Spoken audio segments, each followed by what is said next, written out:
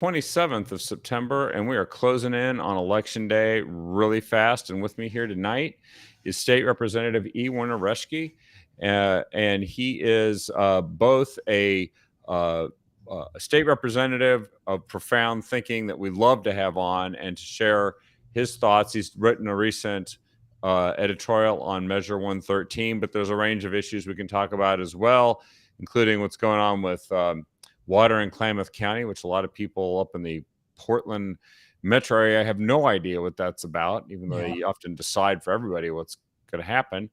And then, of course, you have a role with the Drazan Campaign for governor, which is really gaining a lot of momentum. And at 6 o'clock, we're going to have the first televised governor debate. I think it's KTVZ out of Bend. And we'll talk about that and then lead right up to, we'll pass right off to folks and they can go ahead and go watch the debate. So welcome to the show, Representative Reschke. Thank you, Kevin. Good to be here again. So, yeah, why don't we lead off here with this? You've written a No on Measure 113 editorial. And of course, this is the effort by folks that want to make it so that no one can actually walk out, no matter how egregious a bill is. They literally can, I guess, force you to be there or negate your ability to run for re-election in a future election, which means that I think the way you put it in here, this is a coerced action by government that is forcing, in essence, for you to speak on behalf of your constituents the way they want to compel you to do that. Why don't you talk about that a little bit? Because I think a lot of people don't understand like what super minority and all that kind of stuff means and what we've had to do in the past. Sure. So we've just come out of 2 years of government coercion, whether it was vaccines or masks or lockdowns or whatever you want to call it. We've been in government coercion. It was government says you must do. And this is just piling onto it, ballot measure 113. Basically what it says is that if a state legislator has an unexcused absence, has 10 unexcused absence during a session, and an unexcused absence versus an excused absence is the sole determination of the presiding officer. So the Speaker of the House or the Senate President. So that you could turn an excuse, I have to do such and such on this day, I won't be there. And they could still say it was unexcused, even though it was a legitimate reason for not being there.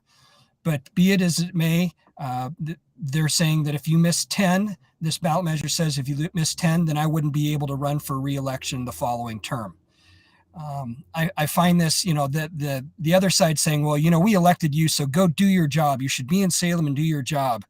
But when it came to, say, cap and trade, which my caucus walked out on, the House Republicans, I was doing my job. Matter of fact, everybody most of my district wanted me to walk out because they did not want cap and trade because they knew cap and trade was going to be detrimental. So the only way we could stop it was to walk out. And so that tool would be taken away from a minority party, that they would be compelled to be there or they would lose their job. And that's basically coerced speech or forced association. And one of the fundamentals of our liberty and freedom is the ability to associate or not associate based on what I believe. And my job is not to be in Salem. My job is to represent the people of this district as best I can, their best interests.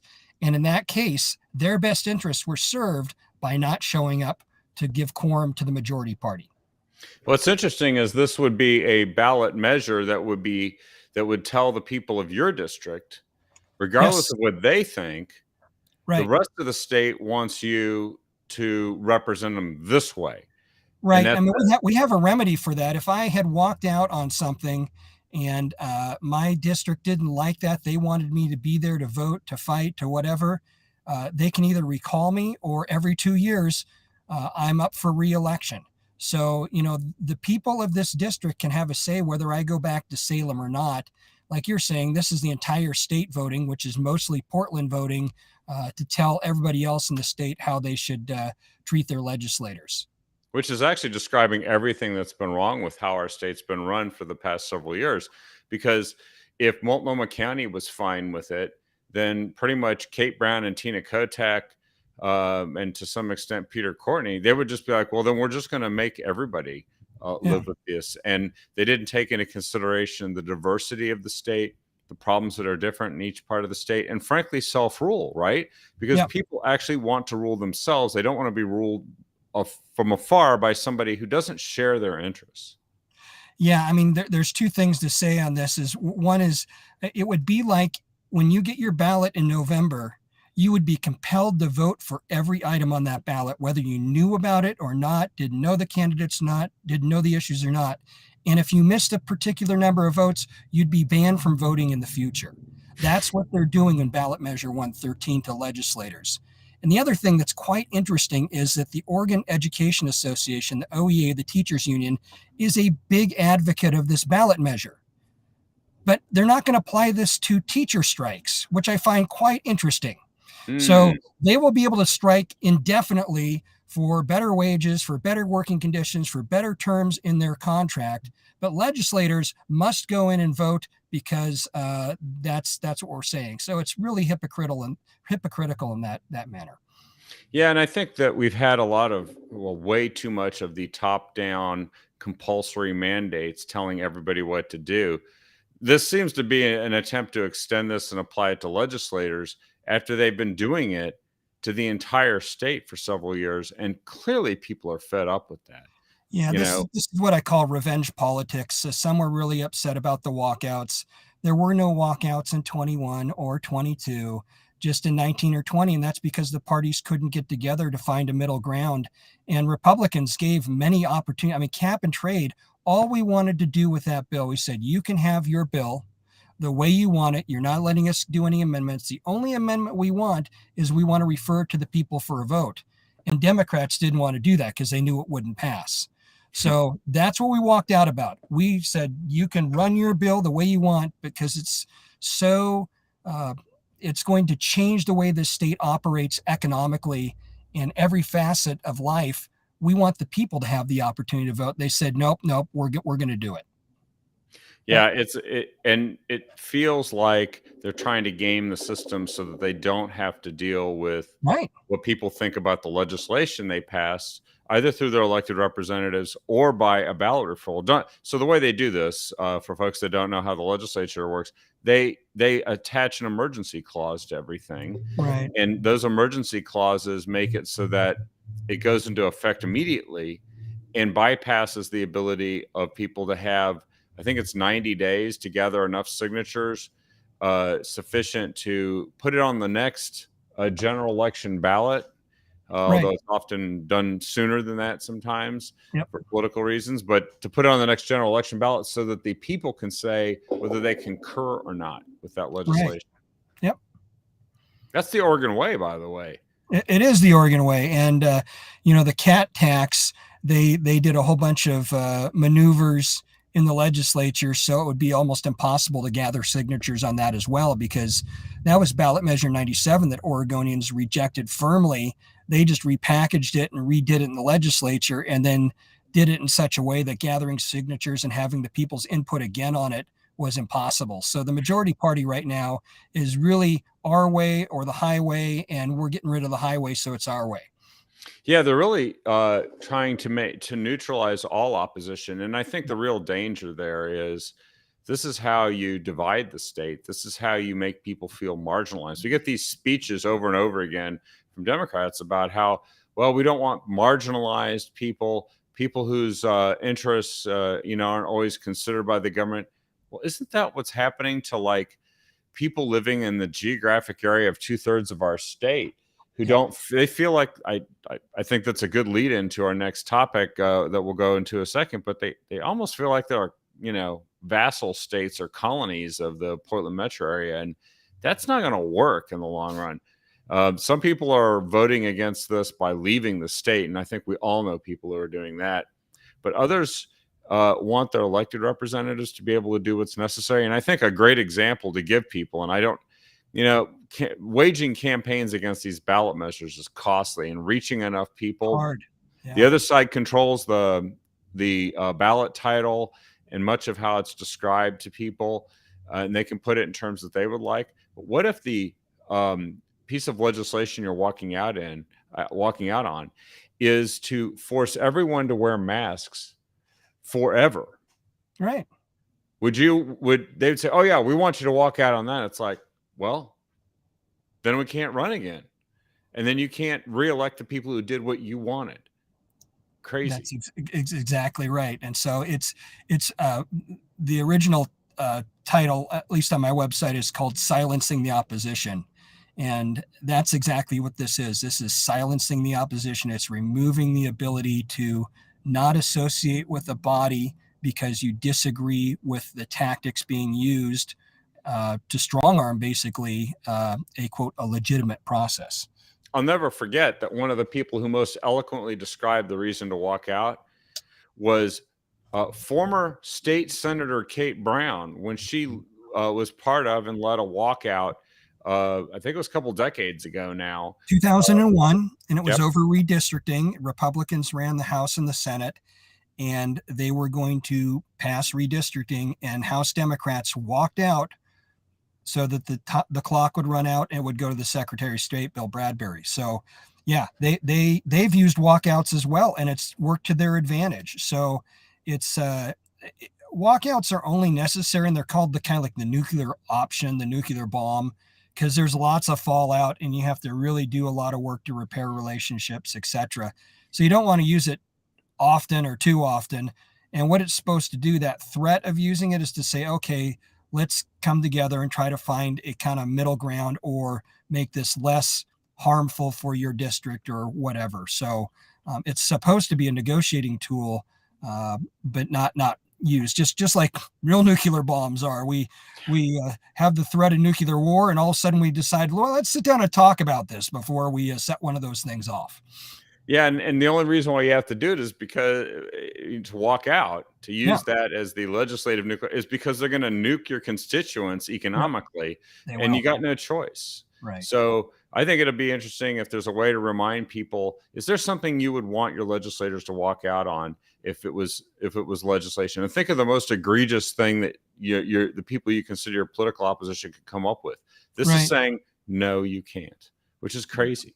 Now, I noticed you mentioned in here, made reference to that there's a lot of efforts, like you mentioned, about social media companies trying to silence people, the FBI coercing Facebook not to allow news that was true about Hunter Biden's laptop in 2020, and other efforts to censor people in service to the government.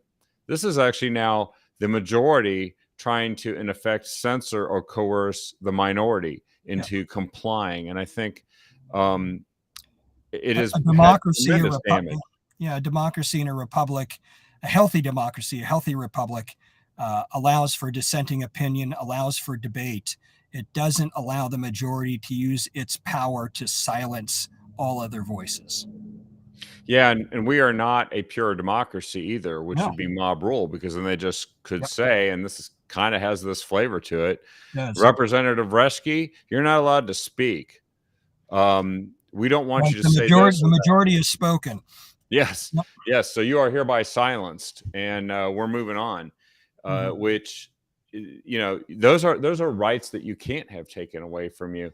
There's so many examples of this, and I hope people take the opportunity to think this through. But it also is a harbinger of where our state's heading. I think in the larger election picture, hopefully people are taking some of these lessons to heart, because you don't get to have a state where your freedoms are preserved if you elect people that destroy them and do it with impunity. Yeah, people should take a look at I posted it in the feed here, and you also had a recent legislative newsletter which really spoke in more general terms of why we are free. And this takes it back to something. I mean, it's one of the reasons why I don't know if you heard about this person in Italy that won her election, and I got, of course, the rest of the news is calling her a fascist and blah blah blah and all this, and then I heard her speak, and she talked about why government seems to have a problem with the family and with God. And the reason Yep. why they do is because if your allegiance is to the family and to God, then you can't be forced to comply with the allegiance to the people ruling over the government, and that terrifies them. Yeah, there's lots of a question you can always ask that's really interesting is, what is the ultimate authority in our nation? And if somebody says, well, it's the government, the federal government, or it's the state government, or whatever government, they're wrong. At least the way the founders had framed the Constitution and framed the Declaration. The ultimate authority in our nation is to be God. And it doesn't define who that God is, but it basically says it's not government and its whims. It's by the laws of nature, and nature's God. Nature's God is how we're supposed to run this thing. And when you get away from that, then you can be very tyrannical very quickly, because there's nothing that moors you to a higher authority, to a moral authority. And then that's how you lose your liberty. Liberty is a moral enterprise. It's not an immoral enterprise. And I think that's where we've really fallen away from what the founders had wanted. Liberty isn't to do anything you want. That's autonomy, and autonomy leads to chaos and mob rule. What we're supposed to be is not do anything we want, but we're supposed to do the things we ought. And that's what true liberty is to understand reality and to order your life around that reality, not just to do whatever you want and then the government will fix all your boo-boos and all your mistakes. Oh, I took out too much of my student loan. The government's going to come around and fix that mistake. Oh, I slept with the wrong person and now they're pregnant. Oh, we'll just have an abortion. The government will take care of that. Oh, I'm now addicted to crack cocaine. Oh, these are all immoral enterprises. And yes, you have the liberty to do those, but the consequences really belong to the individual, not to the group, not to the state, not to those who are making wise choices in their lives. Yeah, and I think it's supposed to be up to us as individuals to decide what it is that we ought to do and debate Yeah, with one another on how to do that, not to ask the government for permission to do what we ought. And it right. seems like now government increasingly is imposing things that sound a lot more like almost a religious faith on us, Yeah, with the full power of government overriding the moral authority of people and their faith and what they believe is right, because clearly there's a backlash that's built over what's been done to kids in schools, and it's not where parents are saying, please teach our kids that they're bad people because they're white. uh, right. that wasn't because there was this overwhelming demand for it, but somebody got enough power in the government to start imposing that, Yeah, and there you go. Now how do you fight back against that? right. I mean, that really is racism right there and then. I mean, all people of a certain skin color have this particular characteristic, which is bad. Yeah, That's racism. yeah, that's exactly it. Hello. I mean, that's the definition, but no, the definition is that's okay because of white imperialism and white colonialism, and we need to pay for the sins of ancestors way, way, way, way, way, way, way back. So I just reject all of that. You look at equity, that's the big phrase as well this year. And equity is really just favoritism. It's favoritism, and it ends up being privilege for a few. And so Yeah. it's counter to what it claims to be, because it finds a villain. This is the Democrat way. This is the Marxist way. Find a villain, then people don't look at your actions. Find a villain, point to the villain, isolate that villain. We can see that with Donald Trump, that's what the left has been doing all along here, leading up to the election, trying to get him back, quote, on the ballot, in order to energize their base, because they can't run on what they've done, because what they've done is pretty awful. It's been terrible, and actually, that's even true here in Oregon. I mean, Kate Brown did not become the nation's least popular governor in her own state by doing all kinds of great things that they can campaign on for reelection here. So, Yeah, we definitely need to go a new direction. well, one other thing I wanted to touch upon before we kind of launch into talking about the very important governor's race, which you're also involved with the Drazan campaign and so on, is we talked about how the rest of the state kind of feels at times like they're not really valued quite as much as they should be, and they have problems that are different. You represent Klamath County in your district, and you recently managed to get some funding for Klamath County to have what are called domestic wells. And I read this through and I thought this is a good thing to explain to folks, because when you're ruled from afar and there's a lot of restrictions on what, and you are experiencing really serious circumstances, what can you do without water? And you just listed here, it's like, you not only, when you lose, when you turn on a faucet, no water comes out, you not only lose drinking water, but the ability to cook, clean, wash dishes, wash clothes, take showers, and flush the toilet.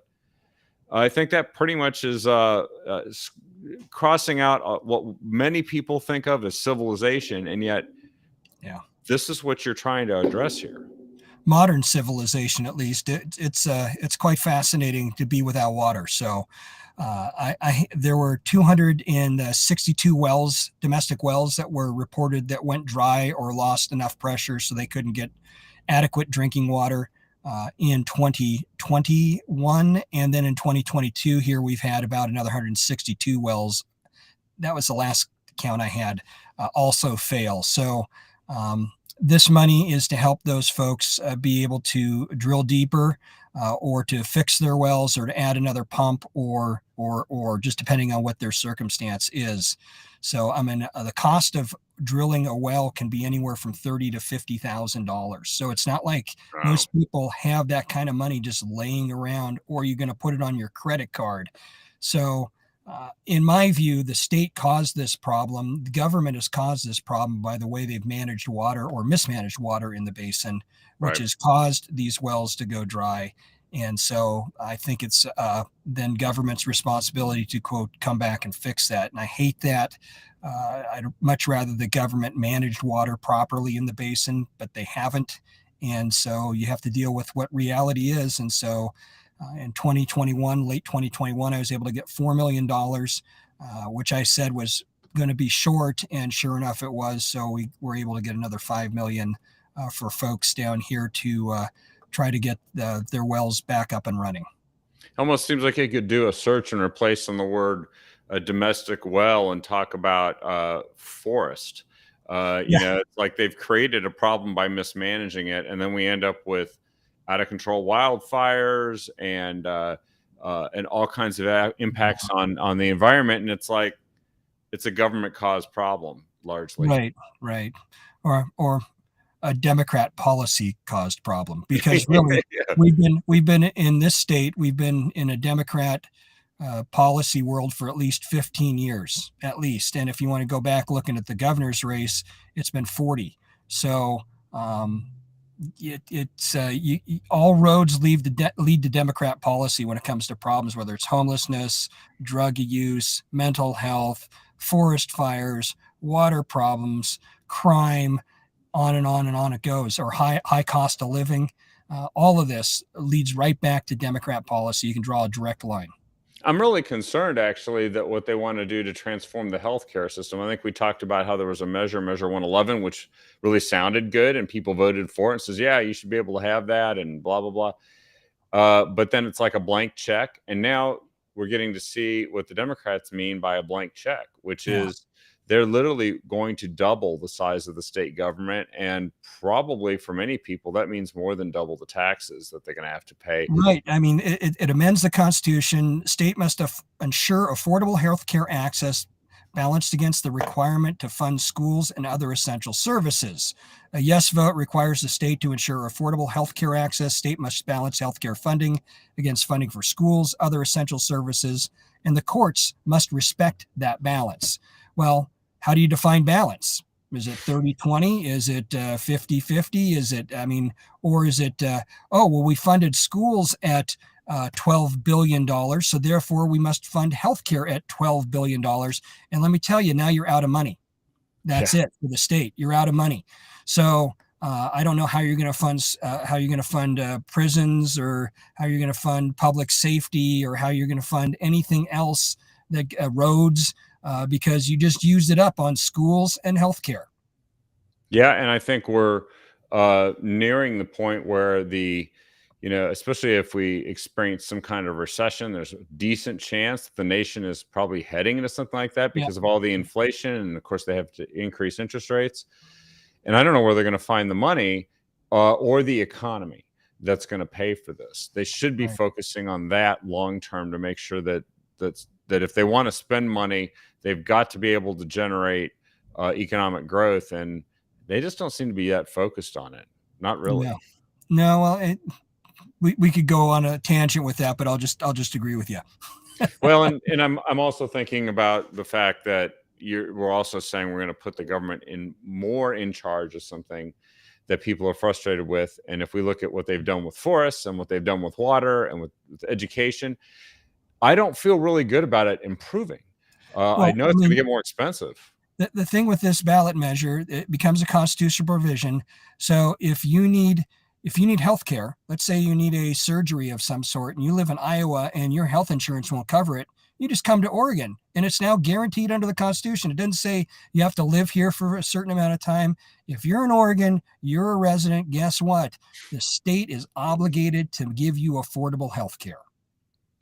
Yeah, the state's writing a blank check to everyone, and Yes. it's just not going to work. Well, let's talk a little bit about this election, and of course, in about 8 minutes, it looks like we're going to have a governor's debate starting. And this election is about a bunch of different offices. The governor's at the top of the ticket. We've got some very competitive congressional races, of course. Both the state house and the state senate, we have an opportunity to make up quite some ground in this election cycle. We talked about that last night with Brian Iverson about what's happening with the state senate, and it really feels like this is the opportunity of people to finally say, "Stop! Enough Right. of this. Let's change direction." Yeah. What are your thoughts on this governor's race and what this debate's going to be about, and why? Of course, you were one of the people who stepped forward and said, "I really want to help the Drazan campaign succeed here." As we all do, as we head into, she's leading in the polls, so it's She very is. So that's great. Go team Drazen. And the thing to listen for here is to remember that Tina Kotek has been in the legislature since 2007, and she was there till 2021. So that's 14 years. And Betsy Johnson, I believe, was there for about 20 years. Yep. Every time they talk about I'm going to fix, I'm going to do, they were two of the most powerful people in the legislature. Why didn't they fix it then? So Yeah. whenever they talk about I'm going to fix homelessness or I'm going to fix this or I'm going to do that, just think, look, you've been there forever. You didn't fix anything. As a matter of fact, it's far, far worse because of your party and your policies and the things you voted yes on. Christine Drazan has a new direction, a different direction, and Christine will get things done for the people of Oregon, not just certain groups of people, but all Oregonians. Yeah, and that's the thing. We just talked about how people in different parts of the state, such as in Klamath County, don't actually feel they're represented by the people that are running the state. And we need to get back not only to more of a balanced perspective in Salem, which you were saying is important, but also where someone actually considers all the residents of the state worthy of consideration and proper treatment and looking out for their interests, and also allowing them to succeed on their own without having the government mandate everything, which is a huge issue. I think that everybody's paying attention now, aren't they? Yeah. Like, Well, I mean, after nearly 4 decades of Democrat governors, one after another, after another, after another, see where we're at. We're stuck in a ditch. We're in a snowbank. This state is not in a good place. I don't know what you look at and go, oh, it's much better than it was back in blah, blah, blah. No, it's way, way, way, way worse. And the question is, do we want to elect another Democrat governor to do more of the same? And I would argue that Betsy Johnson is a Democrat. She's been a Democrat her full 20 years in the legislature, or most of the time in the legislature. And the only reason she's an independent because it worked for her. It's the only way she could get to the general election was to go, quote, independent. But it's 2 Democrats against 1 tonight, and I wish Christine the absolute best. and she has a great ad that she put out, and I know there's more ads coming. She's mostly spent time introducing herself and talking about her feelings about the state, but this ad is really fantastic. Yeah. It's name one thing. And the article is like, name one thing that is better today than a decade ago. You were just making reference to that time frame, the 14 years of Tina and the 20 years of Betsy. Yep. What's better? And when she started listing what some of those items are, these are all the pain points people feel right now. And I think the Democrats have added some in just the last couple of years to a really long list of things that are just not better, but they're all more expensive. They're all more expensive. And remember, ballot measure 111, the health care for all, the one that's going to blow a hole in the budget, Democrats voted for that in the legislature to put that on the ballot. Republicans didn't. This is a Democrat idea, so it should be rejected. And again, it's just like you said, adding more and more and more misery and pain to all of us, because the only way to pay for that is going to be you need to pay more. That's the only way. No, that's right. And something we just saw yesterday, which there's even more information coming out about this, is what they've done with the education system. We actually have catastrophic results, the education system. Somewhere around 60% of, I forget which grade level, but I think it was around junior high, high school, don't read to grade level. That is a failure by any measure. And they are spending more money every biennium on this, and they seem to produce worse and worse results. And I know they're going to blame COVID, but this is not new. No, and I think we would be wise to watch what Arizona is doing right now. They've gone with the school voucher system, and dollars are going to follow students, not go to school districts. So there's going to be some real competition for all those little students to come to your school. And the only way they're going to come to your school is if mom and dad say, they get good results. So I think we'd be smart to watch in Oregon what happens in Arizona, see this experiment go forward, and hopefully it will yield results. Everywhere school voucher systems have been tried, the public education system gets better because they have to clean up their act. They can't just be the only game in town. There's a lot of competition, and they've got to get better. Yeah, once so everybody wins. Well, we take the power away from the bureaucrats and give it to the parents. Right. And that really, parents we know care the most about their kids, not bureaucrats, which really sounds a lot like what we should make sure happens with healthcare, because they're talking about adding a lot of bureaucrats to that. And the pattern is there. And I think the opportunity is there to change who's leading the state profoundly. Like you said, we wish Christine all the best in this debate today. Everyone can tune into that, by the way. It is taking place on KTVZ, which is the KTVZ.com in Bend. You can stream it live there, or you can go to the News Channel 21 app, download that, and stream it there. Unfortunately, it's not on the Portland metro area TV stations. I don't know why. And by the way, there's a big congressional race. For some reason, they're having the debate at the same time. Don't ask me why that is. Maybe they don't want people to see too much of two very good Republican candidates. Yeah. But that one is on KATU. I'm recording that and then streaming KTVZ live, and then I'll switch and watch Lori Chavez Dreamer set a new course for the 5th Congressional District later on in the evening. But so thanks again for coming on here today. We did this special. And we wanted to make sure that we wrapped it up just in time for folks to switch over and watch the debate. Any last words before we sign off? Yeah, I just wanted to kind of apologize for my background. This isn't a fake background. It's my real car, and it's what I call campaign car. So it's got signs and everything, and I'm out pounding in signs right now, and then pulled over the side of the road so I could do this, and then we'll go back to pounding signs in fields, etc. Before the sun goes down. So field operations, like I used to do that. That's being in a field and pounding in signs. It's real, you folks. This is a live update from the campaign trail. That's it. Well, get a yard sign. If your yard doesn't have a Republican candidate sign in it, you're not doing your job. You really aren't. You're supposed to influence people. You're supposed to help these candidates win, and yard signs absolutely do that. They build awareness. They build name recognition. And so if you don't have something in the front yard, go get one. That's a great way to conclude here. By the way, your website, just so people, if they want to get more information and kind of follow you. Well, to follow me, you can go to Werner for Oregon. You can sign up for my email newsletters on Facebook, Werner Reschke, and on Twitter @EW Reschke. Fantastic. Thank you so much for joining us here tonight, Representative Reschke. And I look forward to the next time. As always, I really enjoy having you on. You bet, Kevin. Thanks. Take care. All right. Have a good evening. And everybody, we will ask you to please share this show with everyone you can, because there are a lot of folks out there that need to hear this info. Now, we're going to pass right off to the gubernatorial debate, and we look forward to hearing your reaction tomorrow on the captive audience. We'll be back 6 o'clock with, it should be Don and I think myself and or David. We'll see, but we'll see you then. Have a good evening.